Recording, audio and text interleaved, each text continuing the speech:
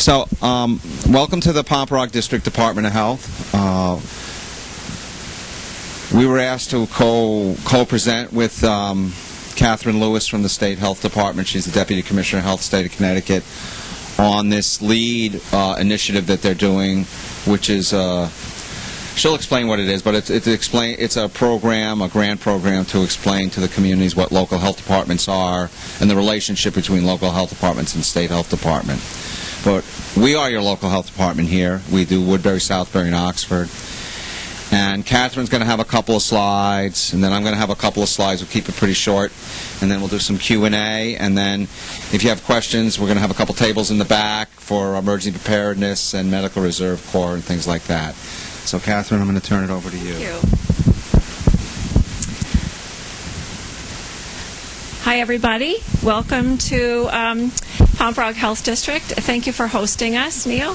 I'm going to talk to you just a little bit about, can you hear me, Danny? Yeah? Okay, we're all set. We're going to talk to you a little bit about why we're here. So, about a year and a half ago, we received a very small grant from the Aspen Institute. And the Aspen Institute has a special program called the Excellence in State Public Health Law Program. And within this program, we decided that it would be important to talk about what it is that every Connecticut resident should have access to in terms of public health services. And I'm going to talk a little bit more about public health services in a few minutes. But public health, the Institute of Medicine says that public health is all the things that we do as a society to assure the conditions in which people can be healthy. And that's a mouthful, but I'm going to talk to you a little bit more about that a little bit later. So what we're doing with the Aspen Institute work is that we're working with partners in local public health and other partners, municipal leaders and so on, to help them understand what public health is and how do we create a robust and equitable public health system in the state of Connecticut. So every resident has access to a certain number of public health services that we decide as a state are important. This wheel here represents the 10 essential public health services, and Neil and I will talk a little bit more about that later. But overall, in public health, what we are trying to do is we are assessing the health of the community, we're assuring that people have access to services, and then we're creating policies or informing policies that are healthy for the community. So that's the three sort of broad areas here.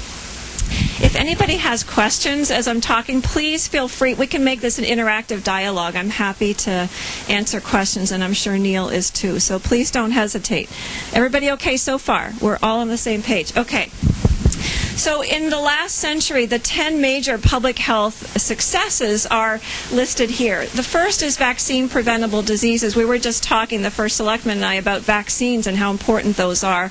And we see that every day. We don't see any more things like smallpox. We rarely see measles anymore. There are many infectious diseases that we don't have any longer because vaccines have been so successful. In fact, in 1980, the World Health Organization declared that smallpox had been eradicated from the face of the earth because of a very aggressive and successful vaccination campaign. So vaccines are one of the really top 10 public health successes. Prevention and control of infectious diseases, not just vaccines, but other ways that we prevent infectious diseases. We know now how diseases are transmitted. We know to wash our hands, we know to stay home when we're sick, and all of those kinds of things. Tobacco control. The rates of tobacco smoking have gone down significantly in Connecticut. The rate of tobacco smoking in the state right now is about 16%, which is greatly reduced from what it was a decade, 2 decades, 3 decades ago. So that rate keeps coming down because we've been very aggressive in promoting smoking cessation. Maternal and infant health has been greatly improved. Mothers are more likely to live today, and babies are much more likely to live today because we have much better care for them. And things like, even simple things like a vitamin, folic acid, has been very successful in reducing the rates of infant mortality. We have greatly improved motor vehicle safety. So when you think about public health, the ways that we want to achieve good public health is to create policies that are healthy. So in terms of motor vehicle safety, can you think of a policy that has been in place now for many years that has promoted motor vehicle safety or reduced the number of fatalities when people are in car accidents. Seatbelt laws. It's a great example of a public health law that's been very successful in reducing the number of fatalities. And we knew this was occurring because we were able to track the number of people who were being injured in car accidents. Cardiovascular disease prevention. We know now about eating habits. We know about exercise. We've come a long way in preventing heart attacks and in treating heart attacks. Occupational safety. I've used this example before. Shane, Mike, forgive me. But in the Mattatuck Museum, has anybody been there in Waterbury? Waterbury was the brass city, right? So all of the, but the brass city in Waterbury. So all of the brass buckles, the bullet casings, the buttons, everything during the war were produced in Waterbury. And if you go to the Mattatuck Museum, there's a whole display of the number of injuries, the number of limb amputations and deaths that occurred every year in the brass city because of the industry there. We've come such a long way. That just wouldn't be acceptable today. So it's a good reminder of how things used to be and how public health has been successful in reducing occupational injury. Cancer prevention. We know smoking is a really good example of how we've helped to reduce the rates of lung cancer, for example, and other types of cancer. Childhood lead poisoning prevention. Local health knows a lot about lead prevention, and we know a lot more about the causes of lead poisoning in children and how to prevent them. And then improve public health preparedness and response. And that really, after September 11th, public health preparedness and response became really important in public health. We just recently finished a strategic national stockpile exercise statewide. So we were able to distribute what would be sort of pretend medications across the entire state in an exercise. So that was a very successful, good example of emergency preparedness and public health. Anybody have questions about any of these? Are they pretty self-explanatory? Yeah? Okay. So I'm going to let Neil take over now and talk about what local health, and we're going to try and have dialogue about how local health and state health departments and our federal partners work together in times of disaster and on a daily basis to improve public health and to address public health issues. So I'm going to hand it over to Neil. Thank you, everybody.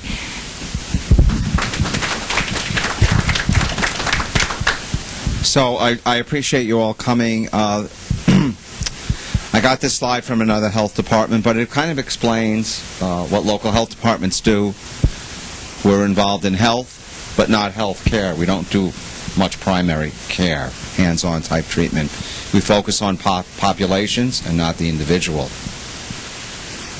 Sometimes when you do a prevention program that might involve 8 or 10 people, it's still working on a population, not an individual per se. We're deeply involved in the community. Connecticut is a home rule state, so we are a 3-town health department. We know what's going on in our 3 towns, or 5 towns, or whatever size, because we're a regional health district. We focus on wellness, not illness. We focus on prevention, but not treatment. We leave treatment to the primary medical community and the others. We focus on conditions in which we live, like Commissioner Lewis mentioned. So we're involved in environmental conditions a lot in these communities, and equally for all. So we do it across the board. Okay.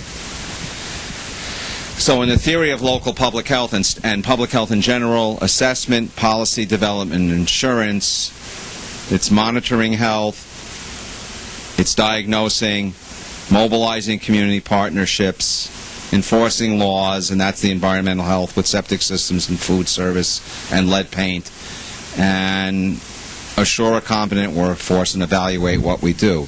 So those are some of the fundamental things that go on behind the scenes in a local health department that might make us different than Western Connecticut Health Network or the family practice physician downstairs, Dr. Betty. So we're in a different place. We're focusing on populations. We're focusing on community.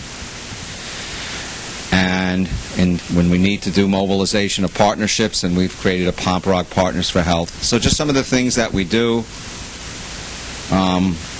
we do the environmental work in these communities. So these communities are mostly served by septic systems and partially by private water supplies and public water supplies for the remainder. So we do that. The only sewer in the town of Southbury is at Heritage Village. There is no sewer.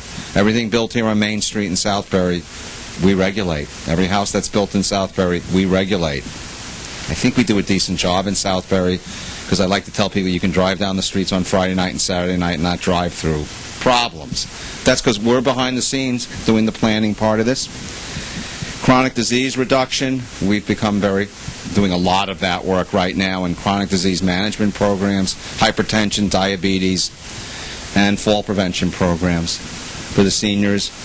Public health preparedness, we get some money from the state health department for public health preparedness, so we are responsible for mass dispensing area 14, which in case the national stockpile had to be used for a worldwide epidemic of some kind, we have a team that would dispense medications, vaccinations, or antibiotics. And the actual site of that location is in the high school, Pomperaug High School. But we also have expanded that preparedness now to include shelter support for the towns and all hazards of preparedness. And that kind of lay dormant until we had Storm Alfred and Storm Irene 2 years ago, where we had to support the shelter extensively in the town of Southbury at the high school. So the Medical Reserve Corps, which was formed under public health preparedness, the nursing and the non-medical people helped there. Vaccinations, we do over 4,000 vaccinations at this health department right now. About 3,400 flu vaccinations, 600 other vaccinations. We do travel vaccinations now. We do shingles vaccinations for seniors. We do childhood vaccinations of all kinds. And we just started our flu program, and somewhere in here you'll see our list. We have about 50 flu clinics planned between now and December.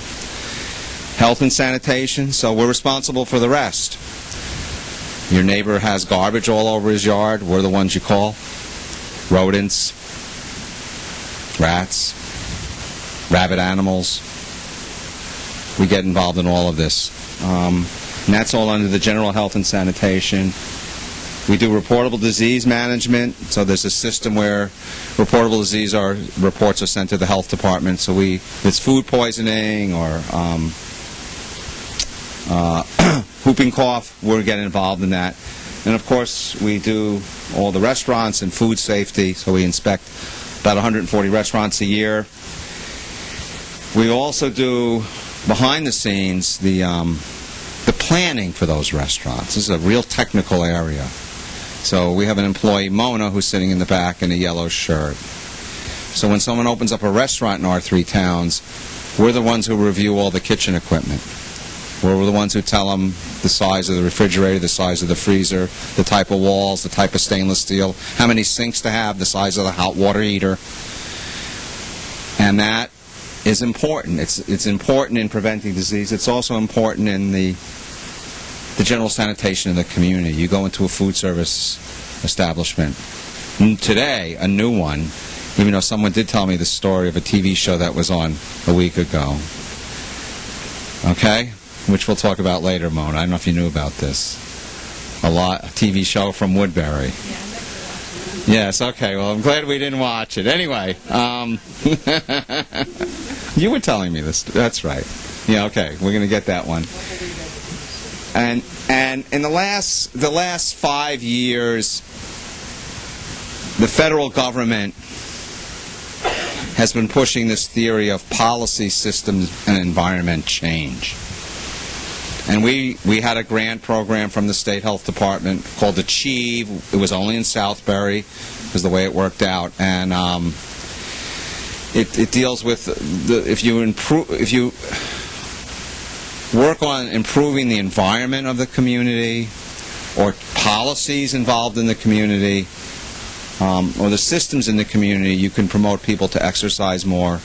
You can promote people to eat better. You can promote people to not smoke. Whether it's additional hiking trails and biking trails, or the communication of such, or smoking signs at your parks where smoking was banned, and a whole slew of other opportunities. So we have gotten involved in some of that policy change work at the Pomperaug Health District. And sometimes we have found that communities need just someone to shove them off base. They just like, we can't hang up signs. Well, they can. And if you promote them or you buy them the signs, you find out that they can hang up the signs. So those kind of things work out pretty well. So we're involved in all these facets. You got to go, right? Thanks, Ed. So a little talk about the Pomperaug Health District. Created in 1986. It's 3 towns. We have 6.5 people, 6 full-time and 3 part-time. We have a budget of about $900,000 a year. We're full-time.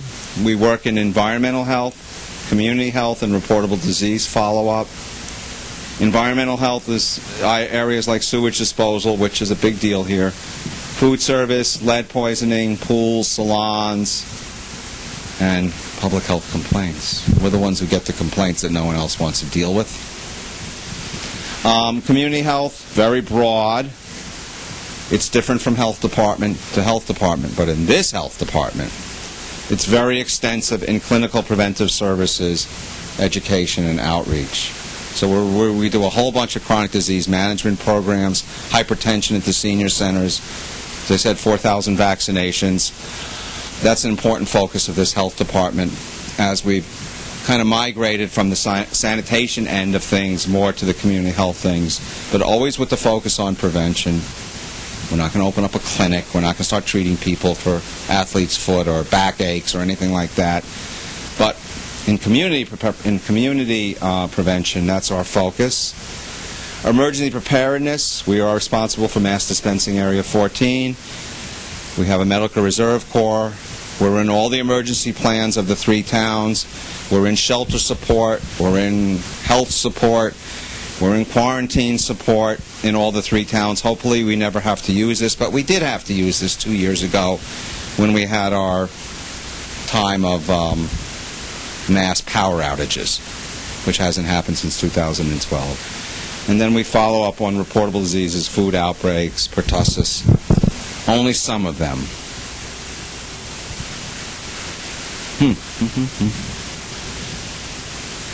I guess that's it. There's another slide, but I don't know where it is. Seems to not be here. It's right here. Danny. Excuse me 1 second. Danny, your software locked me up.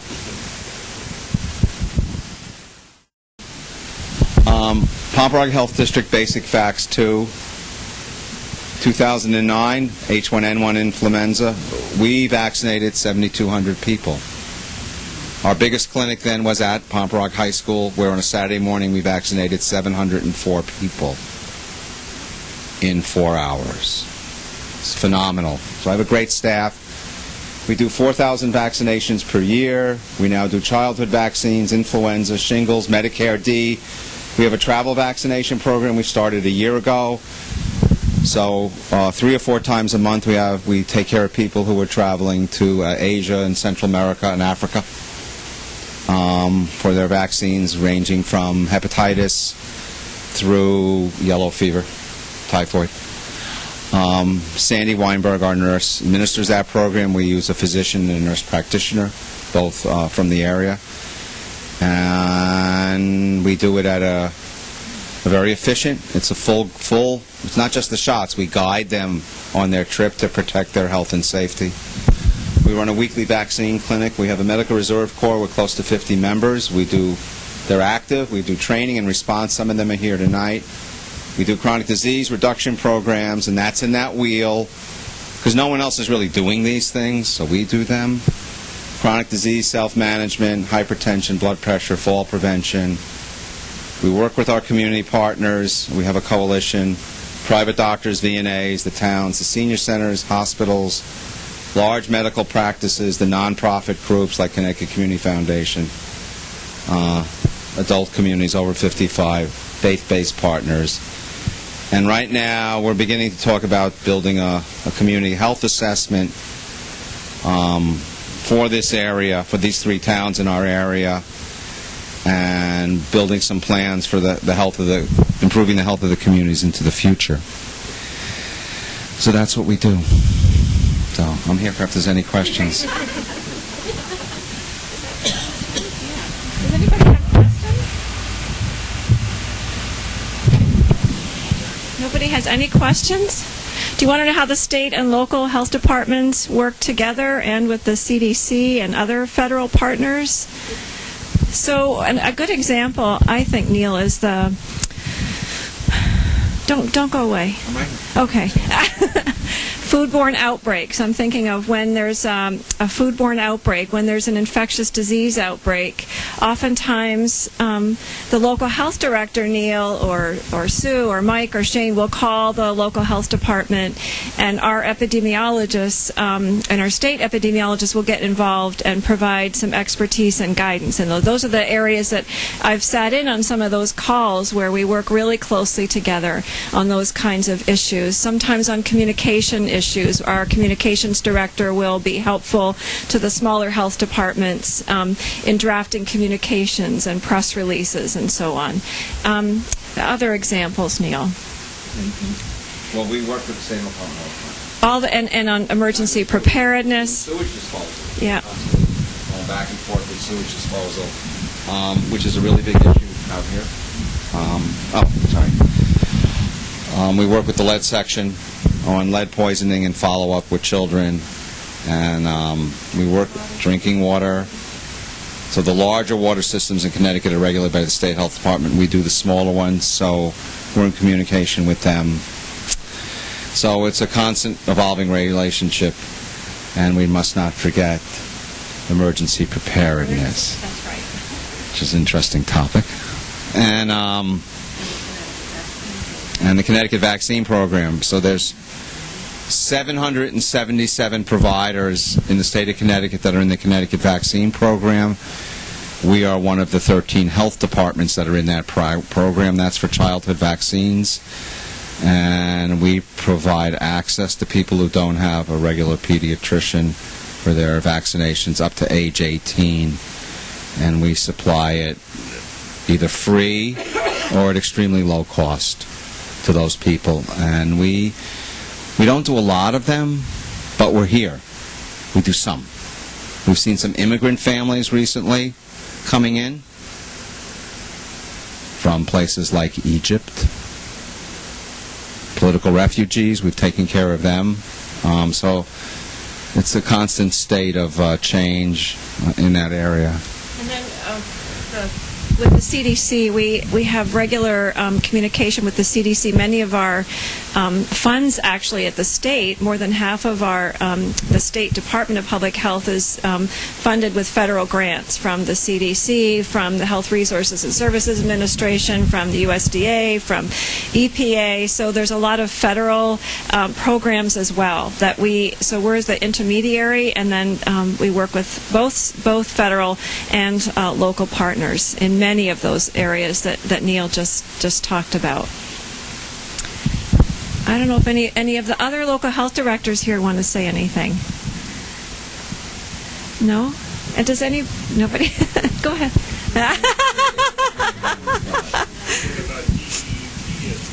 Absolutely. That's exactly. We have many state agency partners. Thank you for bringing that up. So we work with the Department of Environment and Energy Protection, Department of Children and Families, Department of Mental Health and Addiction Services, Department of Social Services, Department of Emergency Services and Public Protection. And if you can say all of those really fast. So we work. You're right. You're absolutely right. We work with many state partners as well. Many of those agencies. And you had your hand up. I just want to share from the... I'm going to give you this so that we get you... I just wanted to share from the perspective of the local hospitals, being New Milford Hospital and Danbury Hospital, how valuable we view the relationships that we have with our local public health directors. We think it extremely important to work in concert with them to address the needs of our communities and understand there is no way we could do it by ourselves and without their help. And so I'm very pleased to be here for the presentation tonight and send big kudos to Neil and staff and also to Mike Crespin and his department in New Milford for the work that I know that they're committed to doing for their residents.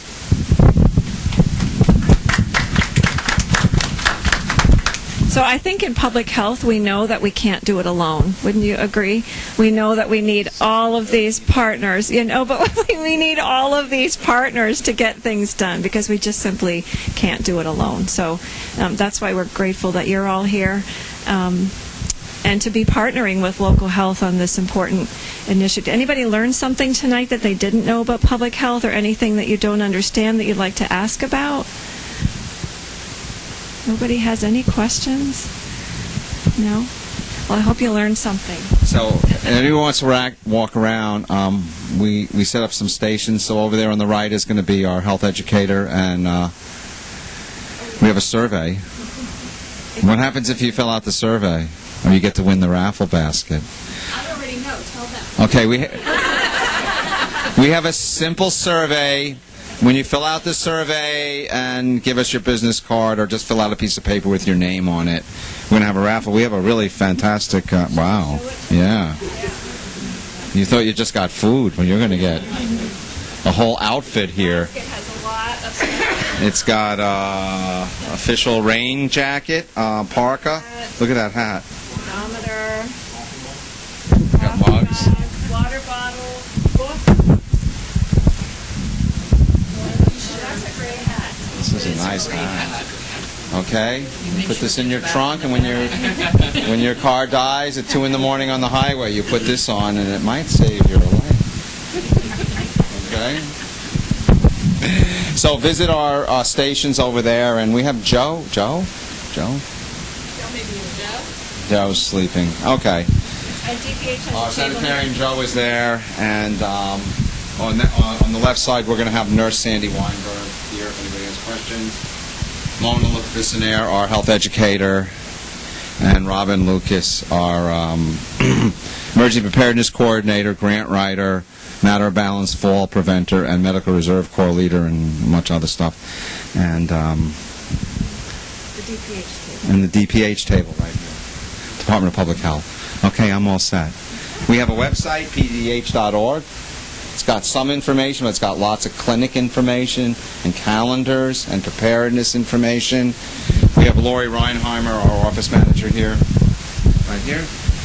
And we have a Twitter. You can follow us on Twitter. You can sign up if you go on to Pomperaug DDH, Pomperaug District Department of Health, Pomperaug DDH. And Robin will send you Twitter feeds about upcoming events. All right? Thank you, everybody. Thank you very much.